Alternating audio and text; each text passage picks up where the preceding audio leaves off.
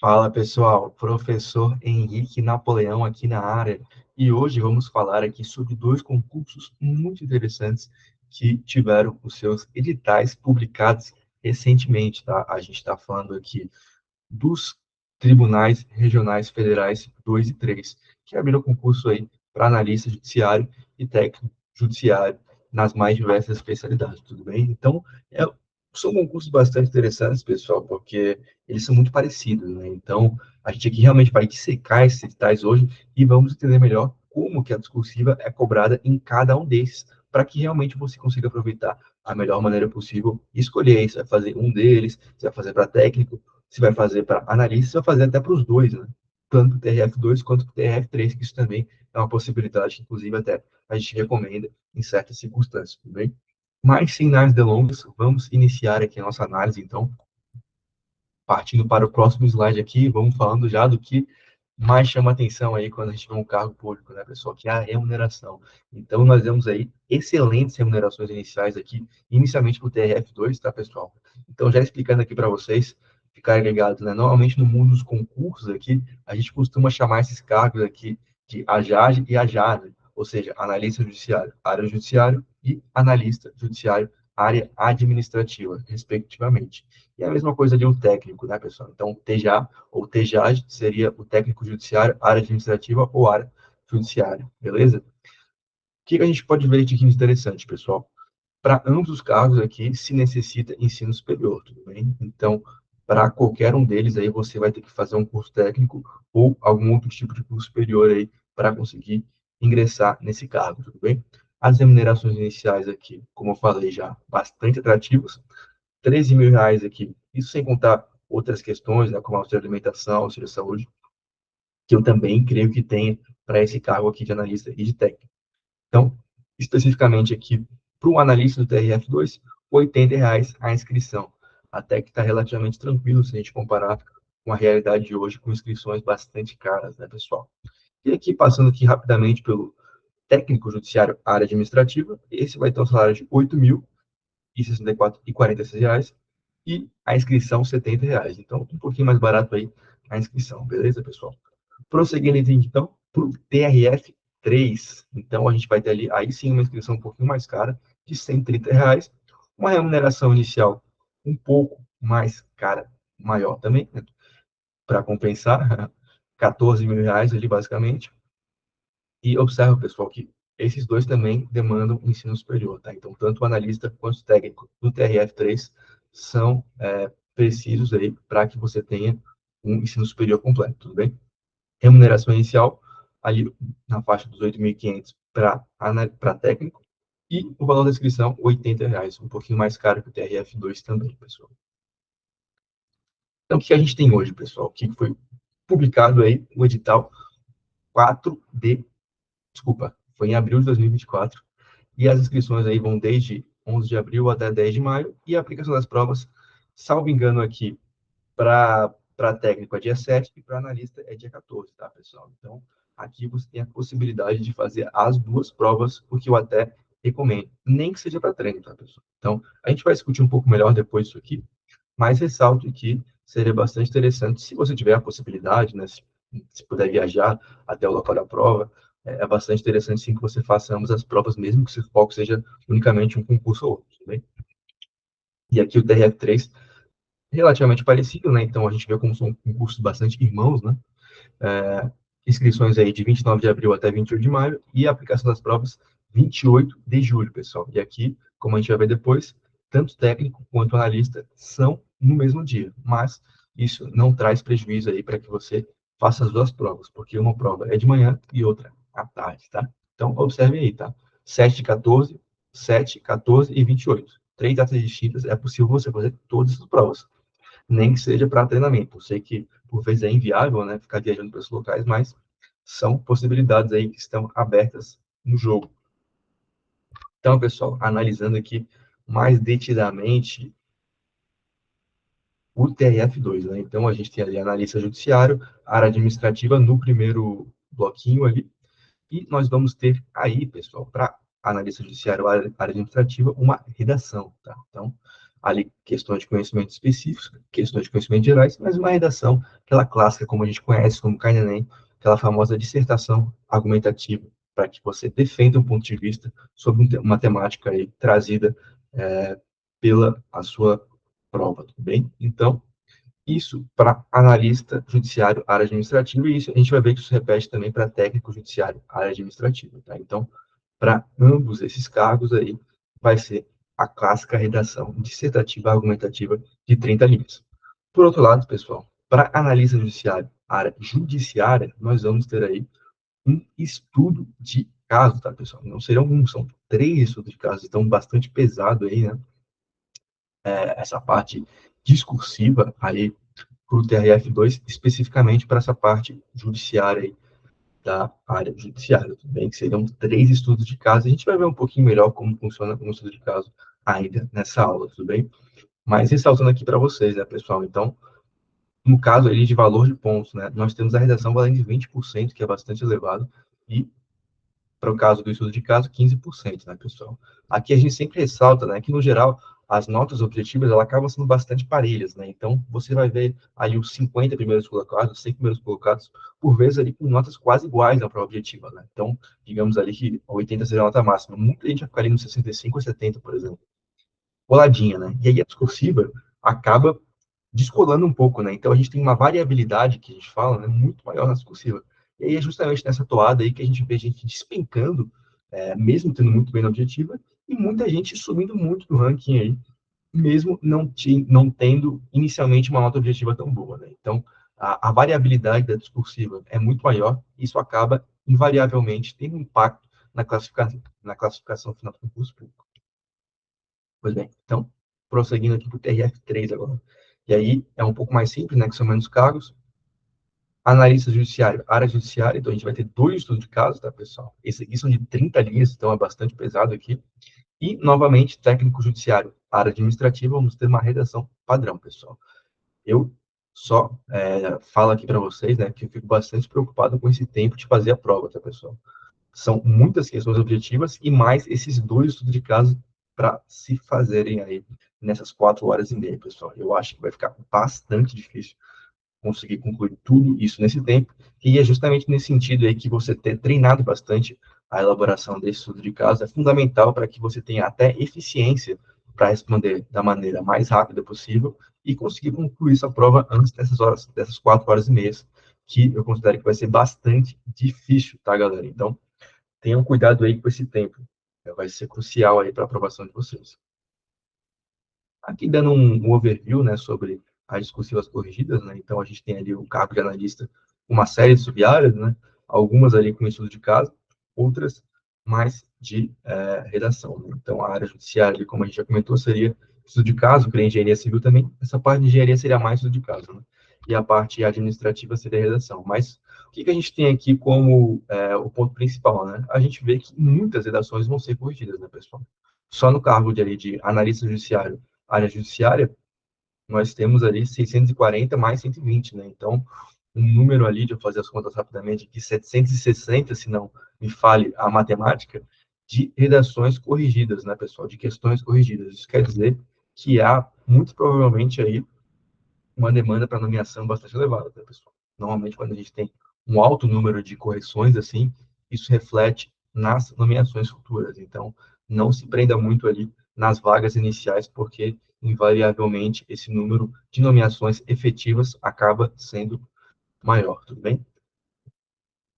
Aqui, prosseguindo, então, TRF2, né, mais especificamente agora da área administrativa, né, então 120, técnico judiciário ali 1.500 corrigidas ali, mais 240, então ali 1.740, né, pessoal? Então a gente vê aqui que é muita redação que vai ser corrigida, é muita questão que vai ser corrigida, o que naturalmente irá culminar, né, em muitas nomeações, muito provavelmente, beleza?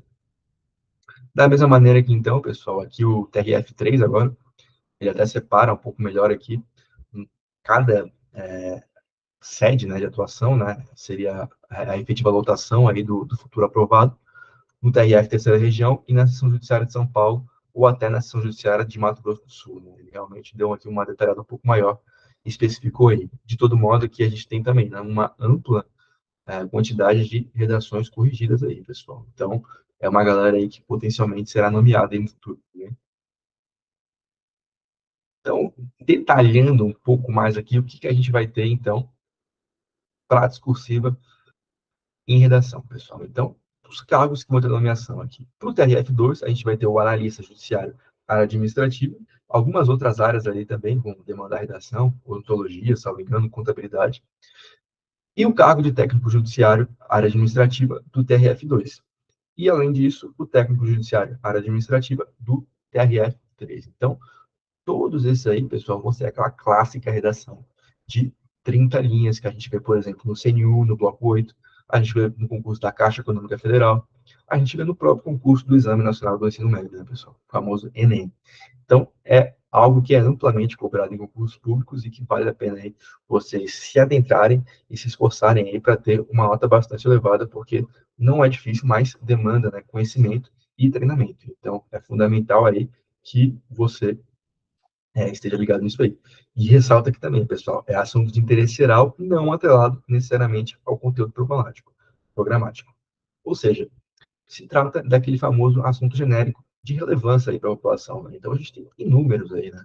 A questão do racismo, questões muito relacionadas, por exemplo, à inteligência artificial, hoje está muito em voga, né? A questão indígena hoje, desenvolvimento social, desenvolvimento sustentável, fontes novas, matriz energética, né? Então, são assuntos aí que estão em voga, estão no jornal, são discutidos rotineiramente aí pelas pessoas do país, e são problemáticas aí que a banca examinadora quer saber se você tem uma capacidade argumentativa, né? Então, você sabia ali realmente dissertar ali e expor a sua opinião de maneira aprofundada, de maneira coerente, de maneira detalhada.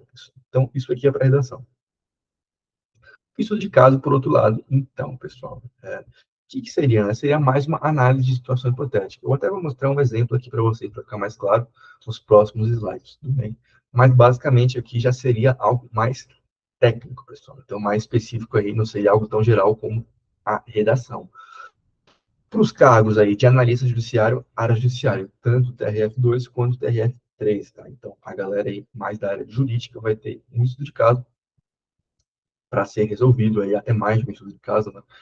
Em ambas as provas. E no caso do TRF2 aí vão ser de 15 linhas e no TRF3 30 linhas, tá, pessoal? Na prática, a gente vai ver ali que você vai ter que provavelmente falar sobre mais situações hipotéticas, mas não é algo de muito diferente ser de 15 ou de 30 linhas, tudo bem? Então, o que que seria uma redação dissertativa argumentativa, pessoal? Isso aqui eu até peguei do nosso curso do Discursiva na Prática, né, pessoal? Então, eu sou professor aqui do Discursiva na Prática e já, como não sou bobo nem nada, já peguei um exemplo aqui para ficar bem claro para vocês o que significa isso, né? Qual que seria o modelo, o que normalmente vem como cobrança para esse tipo de dissertação argumentativa em forma de redação, tudo bem? Então, no geral, pessoal, a gente vai ter ali alguns textos motivadores, né? Então, ele vai contextualizar a temática ali sobre o tópico em específico para você realmente dar uma lida ali e entender melhor o que, que o examinador quer que você escreva, sobre o que ele quer que você fale, tudo bem? Então, são textos aí que não podem ser copiados, mas eles servem para contextualizar você sobre o que você deve efetivamente escrever. Então, o tema ali seria os desafios da infraestrutura urbana na redução da segregação socioespacial. Então, olha que questão interessante, né, pessoal? Um tema que é muito relevante aí para o país, e essas notícias aí, né, refletem isso, né? Então, ali um texto sobre o apartheid social brasileiro, na forma de uma metáfora, tratando ali sobre o apartheid, correlacionando com essa questão da segregação socioespacial. Ou seja, ela é bastante interessante aí o tópico, e aí você vai ter que realmente se aprofundar ali, escrever uma tese, defender essa tese com argumentações, de repente com dados, né, para realmente ali dar robustez para a sua argumentação, e aí finalmente você conclui, até potencialmente com uma proposta de encaminhamento, né, ou até simplesmente uma síntese geral das argumentações realizadas. Então, isso aqui é a aula de dissertativa argumentativa. É claro que no nosso curso a gente detalha muito mais, a gente traz estruturas aqui específicas sobre como você deve fazer passo a passo, né? Todas as teses que você pode montar, introdução, conclusão, tudo isso é muito detalhado no discurso na prática, tudo bem? Show de bola. Então, o estudo de caso, pessoal. E aí, como eu falei, é basicamente uma situação hipotética que você vai ter que compará-la com a legislação e, a partir disso, tirar conclusões ali, por exemplo, se a situação está em conformidade à legislação ou se ela está em conformidade com a jurisprudência, por exemplo. Então, esse aqui é um caso típico de estudo de caso, caiu no concurso do Tribunal de Contas da União, e traz aqui uma contextualização de um servidor público, basicamente, e ele traz ali algumas situações, por exemplo, de acúmulo de cargos, por exemplo, de acúmulo de remuneração com pensão por morte, e aí você vai ter que responder cada uma dessas situações, embasando na legislação e concluindo sobre, por exemplo, a licitude do caso aí de João acumular os cargos, ou, por exemplo, a possibilidade de ser possível ali no item C que haja o acúmulo de pensão por morte e da remuneração acima do teto remuneratório. Então, são situações que realmente você vai ter que ter uma capacidade analítica um pouco melhor, porque é necessário interpretar o caso e, a partir disso, concluir acerca da sua conformidade com a legislação, pessoal. Então, isso aí é bastante interessante no estudo de caso. No curso aí do Discursivo na Prática, há todo o detalhamento sobre como você deve responder, como você deve estruturar as respostas de modo que seja direto e que seja bem fundamentado e que consiga responder aí conforme os critérios que a banca espera, tudo bem? Então, tranquilo, pessoal. Se você quiser mais detalhes, você pode ver no curso do Discussão na Prática. Prosseguindo aqui, então. Então, no geral, agora falando um pouco mais de estratégia, né, pessoal? Então, basicamente, nós temos aqui, né, um conteúdo objetivo muito extenso, né, muitas disciplinas aí para vocês estudarem, mas, ao mesmo tempo, nós temos uma discursiva que acaba sendo o ponto fundamental aí da aprovação ou não de candidatos, né? Então, a gente busca sempre o equilíbrio entre esses dois aspectos. Você tem toda a carga teórica para conseguir a aprovação, mas, ao mesmo tempo, você não pode deixar a discursiva de lado, porque senão você pode ser aquela pessoa que eu mencionei no início do vídeo, que despenca aí no ranking e acaba não sendo aprovado porque não tinha a preparação formal da discursiva que a banca esperava. Então, a estratégia de preparação seria aprender a técnica para construir uma redação dissertativa argumentativa, um estudo de caso, ou seja, as questões formais ali, como você vai estruturar o seu texto, como você vai iniciar, concluí-lo, como você vai fazer menção aos tópicos solicitados, passo a passo, realmente o silogismo aí inerente ao processo aí de estudo de caso ou de uma redação dissertativa argumentativa, pessoal. Isso aí, vocês têm que estar craque, tranquilo, não é difícil, mas há a necessidade de um estudo específico para isso. E, além disso, treino constante, né? Então, a gente realmente aqui recomenda que ao menos 3 redações aí, questões, sejam corrigidas aí, para vocês aí realmente entenderem quais são os seus erros e corrigi-los aí para execução das suas provas no dia da prova. Então, treinar bastante, aumentar a eficiência, entender os seus erros para conseguir corrigi-los até o dia da prova. Essa é a ideia.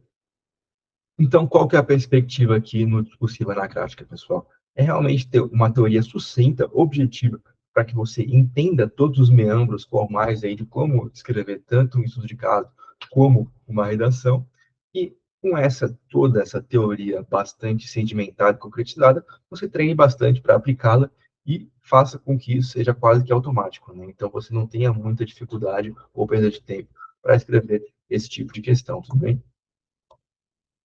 Então, o que a gente tem aqui como aula básica aqui para vocês entenderem melhor? Nós temos a própria análise do edital, que é basicamente o que eu estou fazendo agora, a apresentação do curso para traçar diretrizes gerais aí sobre como esperamos aí que seja, por exemplo, enviado as discursivas, etc., para que a gente corrija.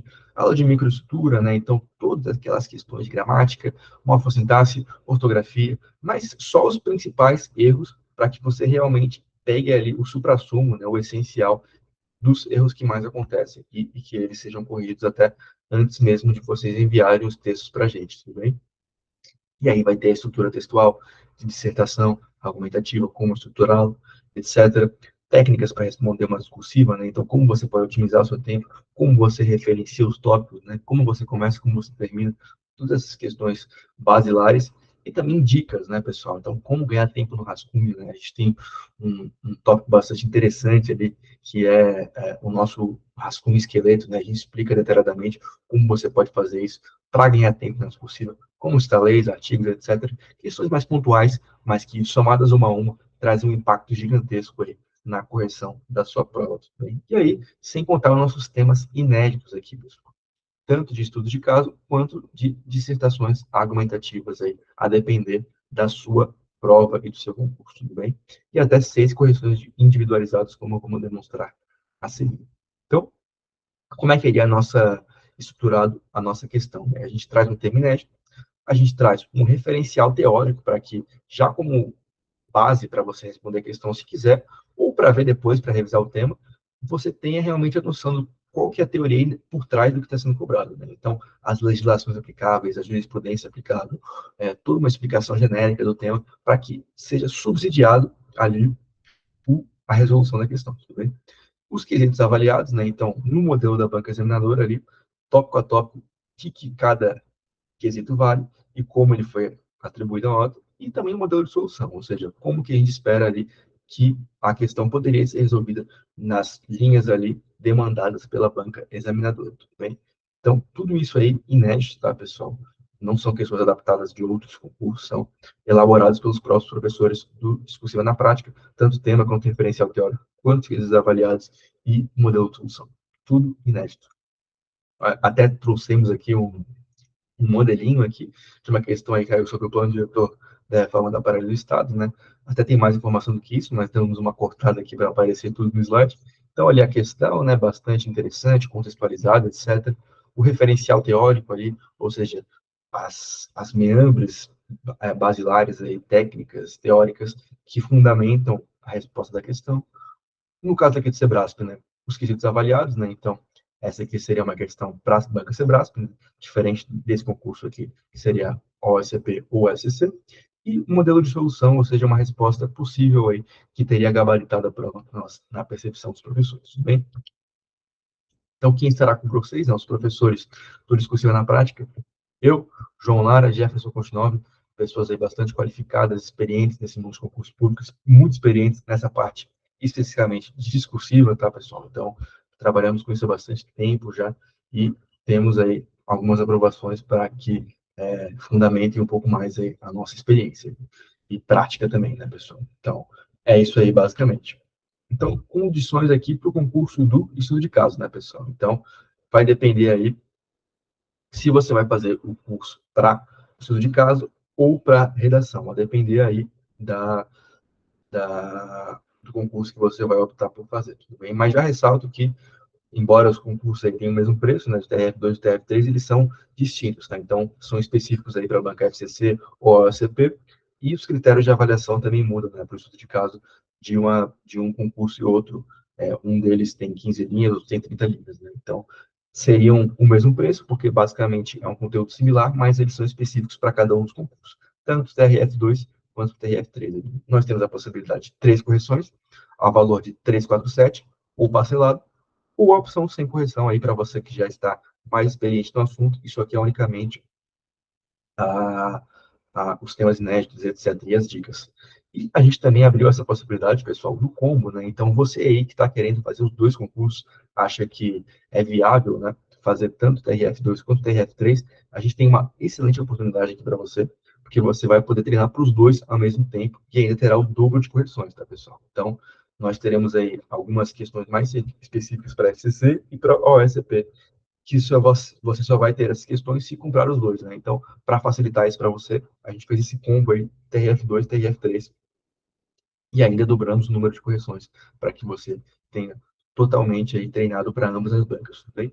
E aí, condições similares aqui para redação, tá, pessoal? Então, se você fazer um cargo de redação para técnico ou analista judiciário de área administrativa, seria possível aí você fazer um curso para redação, pessoal. E aí, nós temos aí a possibilidade de 3 correções, ao valor de 297, sem correção 147, ou ainda naquele mesmo esquema de 6 correções em os dois concursos juntos, pessoal, com as peculiaridades tanto da OSCP quanto da FCC, e ainda com a possibilidade do dobro de correções aí para você realmente aí ter muita precisão os seus erros e que você precisa se aprimorar para sua prova. Tudo bem, pessoal? Então, basicamente é isso aí. Mais informações você pode acessar o site Discussão na Prática. E é isso aí, pessoal. Espero que tenham gostado aí da análise. Ficamos à disposição para qualquer dúvidas. E é isso aí. Até breve. Boa sorte no concurso e conte conosco.